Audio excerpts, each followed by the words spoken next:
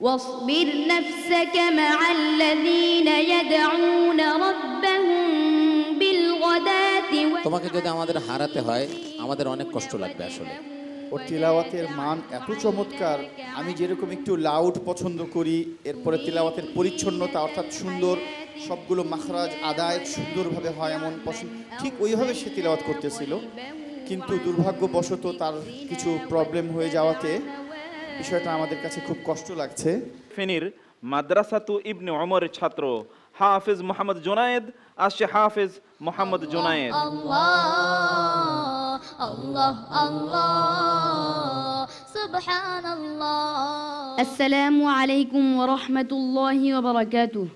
ওয়া আলাইকুম আসসালাম ওয়া রাহমাতুল্লাহি ওয়া বারাকাতুহু।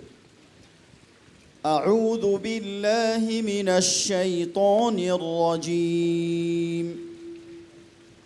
واصبر نفسك مع الذين يدعون ربهم بالغداة والعشي يريدون وجهه. أعوذ بالله من الشيطان الرجيم.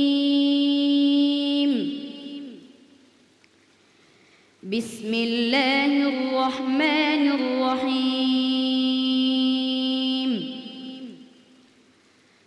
واصبر نفسك مع الذين يدعون ربهم بالغداة والعشي يريدون وجهه ما عليك من حسابهم من شيء وما من حسابك عليهم. আবার বলো।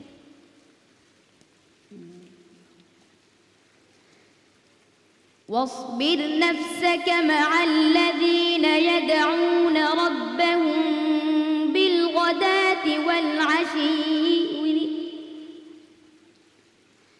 واصبر نفسك مع الذين يدعون ربهم بالغداة والعشي يريدون وجهه ولا تعد عيناك عنهم تريد زينة الحياة الدنيا ولا تطع من أغفلنا قلبه عن ذكرنا واتبع هواه وكان أمره فرطا.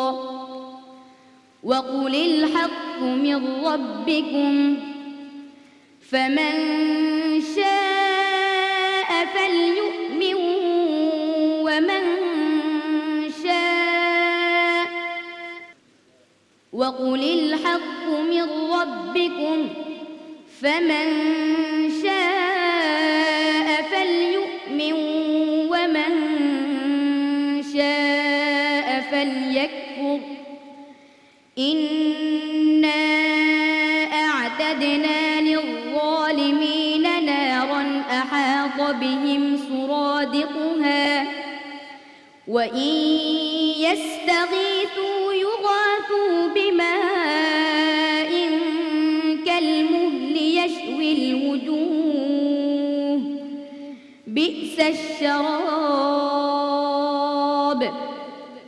وساءت مرتفقا. إن الذين آمنوا وعملوا الصالحات إنا لا نضيع أجر من أحسن عملا أولئك لهم جنات عدن تجري من تحتهم الأنهار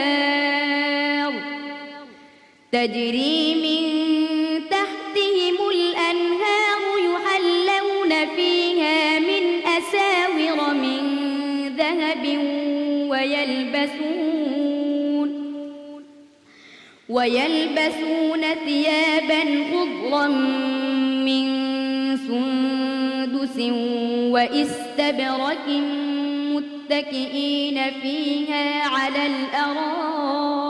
متكئين على الأرائك وحسنت مرتفقا.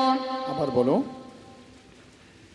أولئك لهم جنات عدن أولئك لهم جنات عدن تجري من تحتهم الأنهار أولئك لهم جنات عدن تجري من تحتهم الأنهار يحلون فيها من أساور من ذهب ويلبسون ثيابا خضرا من سندس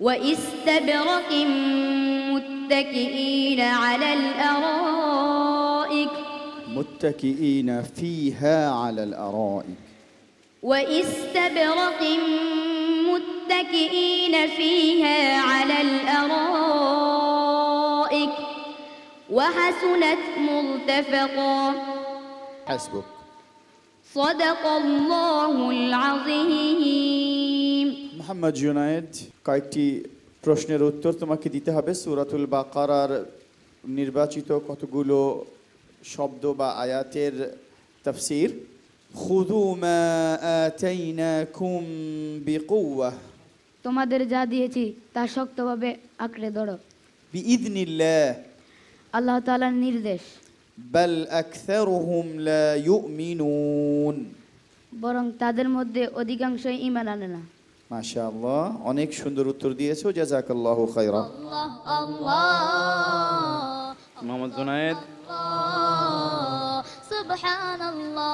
মোহতারাম মোহাম্মদুল্লাহ ভাই, ওর তিলাওয়াতের মান এত চমৎকার, আমি যেরকম একটু লাউড পছন্দ করি, এরপরে তিলাওয়াতের পরিচ্ছন্নতা অর্থাৎ সুন্দর, সবগুলো মাখরাজ আদায় সুন্দরভাবে হয় এমন পছন্দ, ঠিক ওইভাবে সে তিলাওয়াত করতেছিল। কিন্তু দুর্ভাগ্যবশত তার কিছু প্রবলেম হয়ে যাওয়াতে বিষয়টা আমাদের কাছে খুব কষ্ট লাগছে। নাজির মাহমুদ ভাই, তোমাকে যদি আমাদের হারাতে হয় আমাদের অনেক কষ্ট লাগবে আসলে, কিন্তু জুনায়েদ, আল্লাহর পক্ষ থেকে ফয়সালা যেটা হয় এটার মধ্যে নিশ্চিত কল্যাণ আছে। মোহতারাম মুহিবুল্লাহিল বাকি, প্রতিযোগিতায় হার জিত এটা কোনো সফলতার মাপকাঠি নয়। নিজেকে যেভাবে ভেঙে পড়েছে এটা আমার ভালো লাগতেছে না, কারণ এটা তো একটা সামান্য হার জিত মাত্র। অতএব আমি আশা করব সে সাহসী হয়ে সামনে আগাবে এবং আল্লাহ তাকে সফলতা দান করবেন। মোহতারাম আতাউল্লাহ আল মামুন, আল্লাহ পাকের ইচ্ছা যে কোনো কিছুর মধ্যে খায়ের থাকে, তো আশা করি যে হয়তোবা এটার মাধ্যমে আল্লাহ তাকে পরবর্তীতে উত্তম যাজা খায়ের দান করবেন। প্রফেসর ডক্টর মিজানুর রহমান স্যার, একটা প্রতিযোগিতায় তো একটু হেরফের হতেই পারে, জি। কোনো অবস্থাতেই তার একেবারে হৃদয় ভেঙে যাওয়ার মতন কোনো ঘটনা ঘটেনি বলে আমি বলবো, এবং সে চেষ্টা অব্যাহত রাখবে এবং ভবিষ্যতে অবশ্যই সে ভালো করবে। মোহতারাম শাহজাহান আলম সাজু, মাঝপথে কিছুটা খুচুটে খেয়েছে, তারপরে আমি মনে করি সে অনেক ভালো করেছে এবং সে ভবিষ্যতে আরও ভালো করবে এই প্রত্যাশা করি।